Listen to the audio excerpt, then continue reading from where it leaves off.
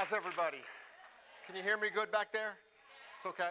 So I wasn't going to start this way, but in light of the Brian reference, something very interesting.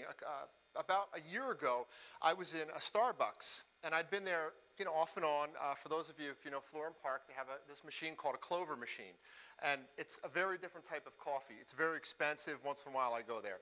So I went there repeatedly, and they kept calling me Brian, which morphed into Ryan. And I'd say, no, my name's Chris. And I would come back another day, and they'd say, Ryan. No, it's Chris. So it just kept going and going. So over a year later, it's Ryan. They still call me Ryan.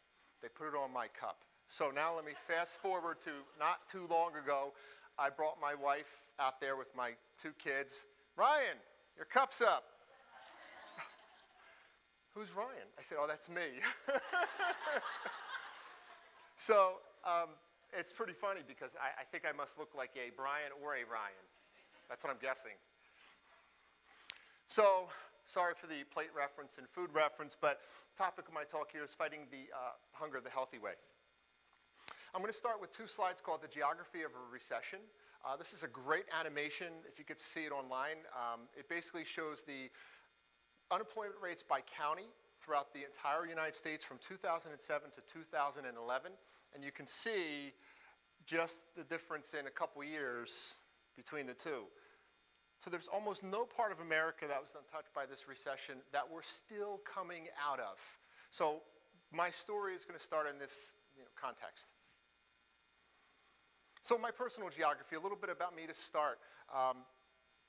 This is the reason why all this kind of is coming to this point 2 years later. This is my sister Patty, who in 2011, in the summer of 2011, was diagnosed with stage 4 multiple myeloma. Myoma is a very aggressive blood cancer. It came out of the blue, but it was a year and a half after a brother of mine was diagnosed with a esophageal cancer, and he had passed. So to have this happen to 2 people so close in age, he was 55, she was 52, was unthinkable. So let's fast forward to November of 2011. She calls me up and she says, Christopher. Now, for those of you, if you know anything about Irish Catholic homes, if anybody called me Christopher, something big was about to happen. It usually meant I was in trouble, but nobody called me Christopher. It was always Chris. Last time she called me Christopher was in high school. My brother and I got earrings on a whim at a mall, came home, and it was bad. So we never did that again. We took him out that day. So she said, Christopher, and we went on to talk, and she said, you know what, I think I'm getting better. And because I'm getting better, I feel like I haven't done enough with my life, and I want to do something for people less able, less fortunate than me. I want to open a food pantry. And I thought that was so interesting because she was paralyzed. She had 2 back surgeries, and she's still thinking of doing something for people. So I said 3 words that were going to change my life as I know it. I said, I'll help you. And the journey begins. Let me do a quick flashback to our past, though. I'm second, the youngest in a family of 10. Interesting, I'm also second to the last speaker. So 5 boys, 5 girls. This is the picture of the boys here. I could not find a picture of all of us in the same one, so I decided to just be nice to the boys in this case. There's my brother Cliff, Ken, Jim, Mike, and me in the green on the one side there. We grew up with food insecurity. We were on welfare. We had a government milk and cheese. I remember going to the store and using the little, look like Monopoly money to me to go buy things. And once in a while, the guy at Cumberland Farms was nice enough to say, you can get candy today with the welfare. And I never knew what it was. I just handed him a wad of fake dollars. So we were used to this, but I'll tell you what, we were very happy. My mother made all the rugs in our house were all made out of old clothing. All my clothes were from my older brother that was just handed down. Our haircuts were done in bowl style, a bowl over your head and clipped around the sides. That was it. Pretty cheap. It got a little messy in the middle, but that's how we lived. My dad hunted. He fished. He went duck hunting, brought all kinds of food back home to supplement, but we never ever once considered ourselves to be food insecure. And then that one event happened, which I'm sure for social workers, it's a disaster for this family. My mother had passed away. A year and a half later, my father left, and I became homeless. I was quickly taken in by a school teacher from the school that I attended, and I was, through the help of a rowing coach, I was embraced by the entire community and ultimately saved by my own family. But for that brief couple months when I had no place to stay, the two men that took me in, I will never forget what they had done for me. Because when you literally have no place to stay and no food, and all my family needed was time. I mean, my family, you know, they were there for me, but we just needed time. We didn't have a house anymore. We didn't have parents. Everybody's scrambling around. So these guys took me in. And I often think, as an educator, would I take a 16-year-old boy in? I don't think so today. I don't know how you could do that today without getting thrown out of the profession. Nobody really knew that I was staying at a teacher's house, but I did. And I made it through school, and I've always remembered what those two men have done for me. Coming back to 2011 now, at the same time of this, I was also diagnosed with celiac, an allergy to gluten found in wheat. In the words of, well, you're probably wondering, for those of you who don't know, what foods contain gluten. In the words of comedian John Panette, he says, everything, every reason to wake up in the morning. And that's exactly how I felt, because I love the bread. And it was a very difficult thing for me to adjust to. For the first couple months, the only thing that saved me initially was eating fresh fruit and vegetables and things like quinoa, which I still can't pronounce right because some people say quinoa. Amaranth, buckwheat, which is not a wheat at all. So I used all these different things in my diet. And I'll tell you what, I got healthier quick, because if you're going to have a disease, this is a great disease to have because it has a cure. Healthy, fresh food, almost with minimally, you can't have anything that's processed. So in January of 2012, my sister, after a 6-month battle with multiple myeloma, passed away. And I started to struggle with this idea of, how am I going to get a food pantry established? I really don't want to run a food pantry in the model that I've seen it. So what do? How do I do this in remembering my past and the limitations of my current diet? So that was kind of like my dilemma to start in my journey. Well, fortunately, in March of 2012, there was a new committee starting up in Livingston called the Food Day Committee. And Food Day is a nationwide celebration of healthy, affordable, sustainable food. I thought that I should probably go to it because maybe this could be my lead in to doing something with a food pantry. And it turned out that it was. So this group was absolutely amazing. What we did as a group is we created a town-wide program of food drives, including public and private school and businesses, to collect food for our local food pantry, CHOW. So CHOW stands for the Community Hunger Outreach Warehouse. And we decided that as an activity to support Food Day, this would be a great way to start. What a great way to draw attention to Food Day than to draw it to our local food pantry, and also to how we can help our food pantry out with healthy foods. So this past October, we did our 6th one. Some people have asked in the past, why did we pick a bus? We picked a bus for 2 main reasons. Number one, school bus yellow. The reason why buses are yellow is because it stands out in our peripheral vision in the morning and at night, more than any other color, so that you can see a bus coming. So we wanted hunger to stand out for our community. Secondly, we wanted our community to be educated. Yellow symbolizes education. We wanted them to be educated that hunger exists in the suburbs as well as it does in the urban and the rural area. It was all over the place. And I'm going to tell you right now, driving on this bus and going to people's houses and seeing where people live who came out that might have a circular drive, you wouldn't believe that they were struggling, and they were. Their housing prices crashed. Somebody lost a job or a bonus, and when you're up at the housing prices in our town and you lose that money, you can't even get rid of your house. You can't sell it because it's not nearly what the price was before. So this really opened up my eyes to hunger. I've seen hunger exist in all different areas, but the suburb, this was new for me, and we were really meeting a big need. Let me move on to, the model worked out so well that after Hurricane Sandy hit, they were looking for a group that could run a relief drive to Ventnor, New Jersey, the community that had given me so much. So we actually went down on December 1st, 2012, and took 2 buses and a box truck full of supplies. We organized this in not even under 3-4 weeks, and we were able to make stops at the schools, private schools, businesses, and the amount of relief supplies we brought down was just absolutely amazing. So, and it was my first time ever engaged in a large relief drive. So I'll have to say, when we went down there, we had new jackets, pillows, towels, and we showed up and we just thought maybe we could just dump everything in the middle, and it was chaos. But it was a really great learning experience in terms of how to handle this with this many people. I mean, it was all day, people were just coming in. So, and the stories were the same about their houses, their homes, the flooding, in terms of what they needed. So and the kids, we had kids from our schools that went there who brought the food, brought the idea, the concept, all the learning back to the schools. And they were the biggest advocates when they came back in terms of just seeing what they were able to do. One young high school girl said, she was giving kids candy while their parents were shopping. And the mom came over and started crying because she's like, I can't even begin to tell you how thankful I am that you occupied her, because I had to go fight for laundry detergent or towels or a jacket, and I can't do that with them because I don't want them to see mommy like this, because it was, you know, you got to get your stuff and you got to get it quick. So that's kind of the way it went. So it was so great to see the kids involved in the Stuff the Bus event. So as I was going through Stuff the Bus, and I was in and out of pantries, and food was coming in and out of my hands, and I was carrying the boxes, it dawned on me one day that all of this food is beyond me in terms of what I could consume or eat.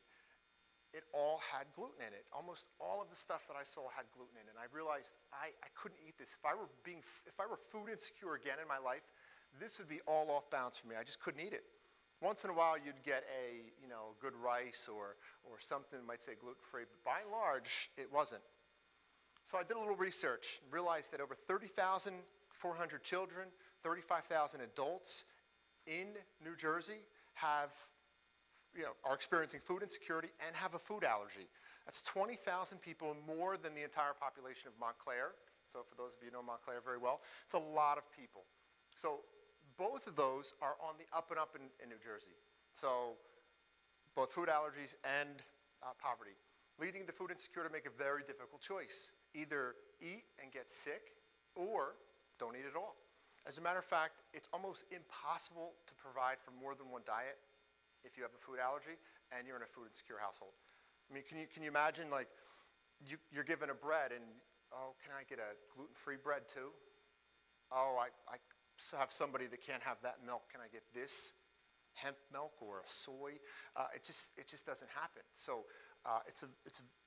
it's becoming more and more of a problem. The people that I've spoken to, there's a lot of people out there. You walk in any school today on doors and you can see the number of allergies that are in our schools, and that reflects what's out there in the community. So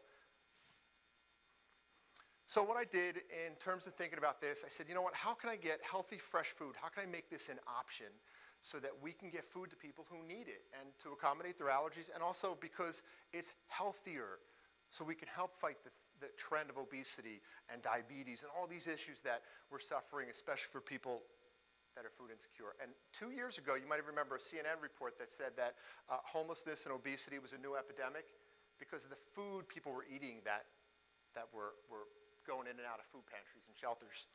So I said, you know what? I got to get out of this whole dynamic, this mental model. I got to change this and not look at the typical donation as it is. I had to get away from us bringing food to the soup kitchens and food pantries. What really needs to happen as an option is to have people from food pantries and soup kitchens go to the food.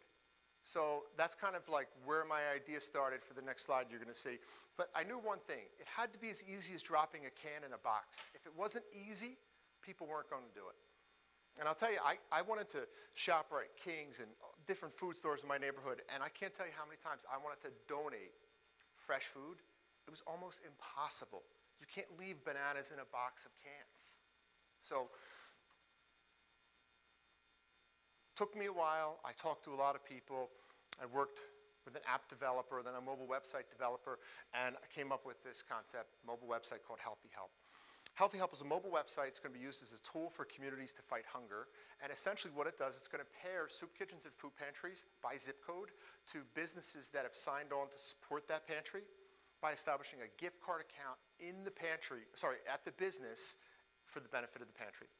So it's going to, hopefully for the first time, it will be possible to donate fresh food and make that as easy as dropping a can in a box. Here's a little visual. This is not what the site's going to look like. This is a visual in terms of what it can do. But you would do a zip code search, and you'd be able to find your chow, which is our pantry in Livingston. And then underneath that, the businesses that have agreed to sign on to support that pantry would then show up. And you as a shopper or potential donor would go there like you normally would to any place that offered school supplies, food, clothing, toiletries, and you could make your donation there or online. And all the money, 100% of the proceeds are going to go back to the food pantry. What they do in return is they then go to the business or the store and get the food that they need to represent the people that are in and out of their shelter, their food pantry, or their soup kitchen. So now making this possible. I've always said all along, you know, if one of these food stores can have a gift card that we can all donate to, I would rather do that than drop off a can. But they don't have that option because what they do is that the gift cards they currently have are for the whole store. And I didn't want to donate money so somebody might potentially buy a chair or batteries or cigarettes. So our partnerships are continuing to grow. We just recently developed one with Fresh Direct. It's an online healthy food grocer. So for the first time, people in our community can donate through a gift card account to our local food pantry chow while they're on this site shopping. And they got a nice button for us. They have the pictures. It's great. So now our pantry leader just simply has to go on the site, order the food that she needs, and it gets delivered, which is an ideal model. She doesn't even have to leave the food pantry anymore. And I'll tell you, the one woman who runs our food pantry, her name is Sister Barbara. She is an amazing person in our community. The things that she does going back and forth. She goes to the Meadowlands. She goes down to Jersey City. She goes to anytime somebody has a party, leftover food, she collects it so that people can get that fresh food. So for her to be able to have food delivered on the spot is just amazing. So thinking about all this now, I came to a realization now as I was kind of preparing for this, you know, what do I stand for? Going back to that first slide, and a couple things that I decided on. Four quick points. Number one, I stand for definitely trying to find a process and a way to get the fresh food to the food insecure, to heal their bodies, and also to accommodate a food allergy. Because fresh food is nature's medicine. Since I've been diagnosed, I haven't had to take anything. Whenever I've been sick, I reach for a food first, and I haven't had to worry about anything since I've been diagnosed. So that is number one. Number two, I want to try to change this framework of food donation so the food insecure can thrive and not just survive. I don't want people to survive anymore. I want people to have food that's going to make them feel good, grow, think at school, and get healthier and get better. Thirdly, I want to make the process as easy as dropping a can in a box, and that's how easy it should be. And then finally, for my last point, for kids, whether it's in our town, your town, New Jersey, all over the world, I want to see that this new thing, which I call it's caring is becoming the new cool. I want to see that continue to grow and expand. And I'm going to give you a great example of that. There's one of our students wrote a letter to us after we came back from Hurricane Sandy, and this was addressed to the Food Day Committee. So it's from a 4th grade student that is now a 5th grade student. And I'm going to end with her little line at the end. And you will be, I still to this day, out of all the letters these kids sent, I can't believe she wrote this because it's so deep for any grade level, let alone 4th grade. Here's what she writes. Say her name is Risa. That's all I can tell you. My name is Risa. I'm 10 years old. I live in Livingston, New Jersey, and go to Collins Elementary School. When I grow up, I want to be like you, meaning our Food Day Committee, and give my time to help others in programs like Stuff the Bus and other ways to help the unfortunate. These ideas fill my mind. I have ideas like a store for people who can't afford food. I would call it the homeless market, a store where people would go and get all the fresh food that they need. But enough about me. I want to thank you some more. I don't know how I will thank you. I think you're a hero for helping the Sandy victims, you and the others who gave their time to inspire me.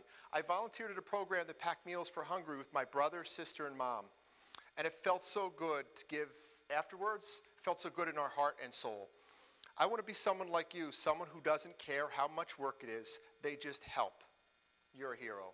So for all those kids out there that believe that caring is the new cool, stand for you too. So thank you all for listening. You're a great audience.